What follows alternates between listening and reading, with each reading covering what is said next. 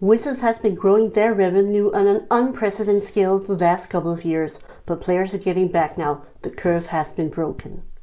Wizards of the Coast has been running like a well-driven machine, but lately that engine has grinded to a halt. Revenue is down 16%. Amazon has been doing fire sales on Magic the Gathering product, and they have been sold to unprecedented low prices. This is of course a tendency to try to up the revenue to up your earnings and thereby getting a good quarterly result. What is being hidden beneath these numbers is that Wizards of the Coast might have been stretched too far. They have been really good at generating income for Hasbro. They have done so year after year after year, and Hasbro has also announced that Wizards of the Coast should increase their revenue by 50% over the next 3 years. Are they actually able to do this? We are right now in a bear market. We are in the midst of a big recession. The income is down 16% for Wizards of the Coast, and the Hasbro stock is down over 30%. To make matters worse for Wizards of the Coast, a lot of other TCGs are standing in line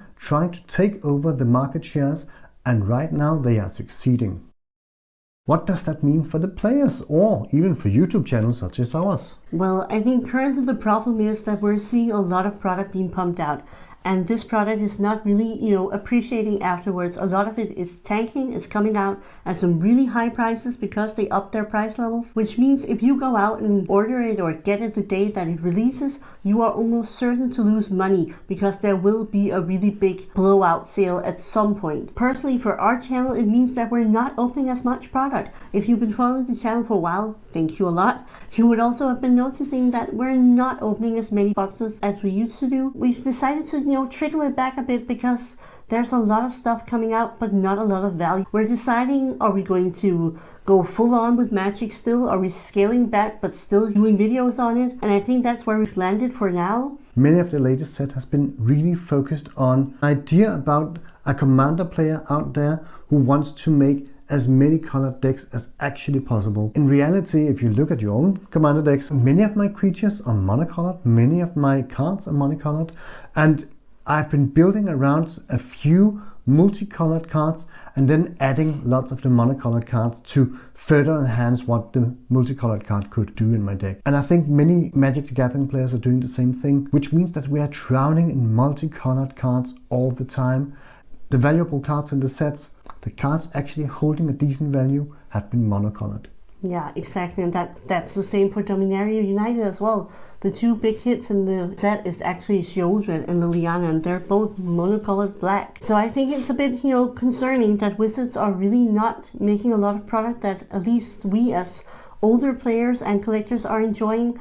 And a lot of the other TCGs are doing a lot of stuff that looks really interesting. And I think we're not the only ones looking around and seeing what other spaces for us could there be in the TCG market.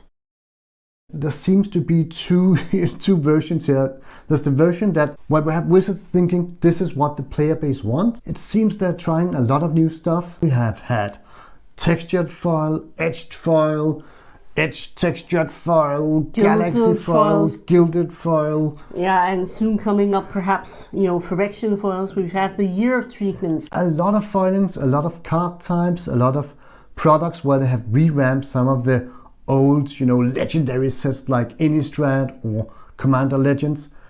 And then they have kind of disappointed. Wizards are not delivering right now, but they are trying so hard to please the player base, and they are failing miserably. And I think that might be the problem. I'm not sure they're trying to please the player base.